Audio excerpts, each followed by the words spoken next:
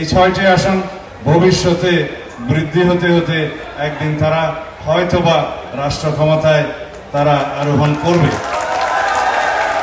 গণতন্ত্রের মাঠে এনসিপির যাত্রা রাজনৈতিক দল হিসাবে যেদিন শুরু হয়েছিল সেদিন থেকে আমি আশাবাদী হয়েছি এদেশের রাজনীতিতে আমাদের তরুণদের অংশগ্রহণ আমাদেরকে আরো বেশি মর্যাদাবান করবে, উৎসাহিত করবে, এদেশের রাজনীতিকে অনেক বেশি বেগবান করবে এবং তারুণ্যের চাহিদাকে ধারণ করে এই দেশকে এগিয়ে নিয়ে যাবে।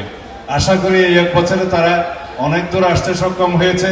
যেভাবে হোক রাজনীতিতে নির্বাচনী সমঝোতার মধ্য দিয়ে, নির্বাচনী জোটের মধ্য দিয়ে তারা বাংলাদেশের জাতীয় সংসদে ৬টি আসন পেয়েছে।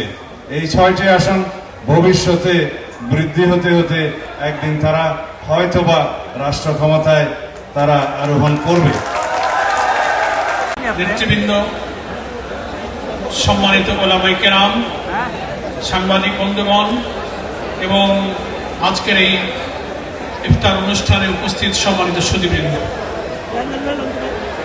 বাংলাদেশে সদ্য সমাপ্ত ত্রয়োদশ জাতীয় সংসদ নির্বাচনের পর 18 কোটি মানুষের গণ আকাঙ্ক্ষা পূরণের এক সংগ্রামী অভিযাত্রায় 11 দলীয় নির্বাচনী ঐক্যের অন্যতম সঙ্গী এনসিপি আয়োজিত আজকের ইফতার মাহফিলে আসতে পেরে বাংলাদেশ জামাত ইসলামীর সংগ্রামী আমির এমপি ডক্টর শফিকুর রহমান, জাতীয় সংসদের বিরোধী দলীয় নেতার পক্ষ থেকে এনসিপির তারুণ্যের শক্তিতে উজ্জীবিত আজকের এই ইফতার মাহফিলে সকলকে আন্তরিকভাবে আমি শুভেচ্ছা এবং অভিনন্দন জানাচ্ছি।